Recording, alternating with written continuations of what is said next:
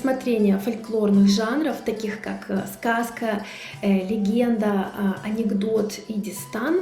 В данном курсе будет подробно рассмотрены обычаи, традиции, культура крымских татар, трагическая история, роль крымско-татарской культуры в украинской культуре.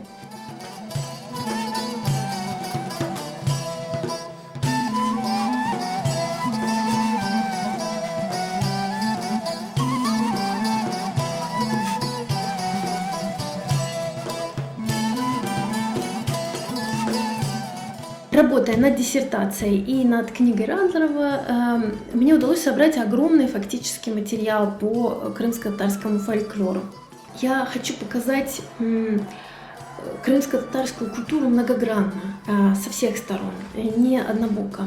И я горжусь тем, что у меня предоставилась такая возможность познакомить турецкую студенческую аудиторию с этим замечательным предметом.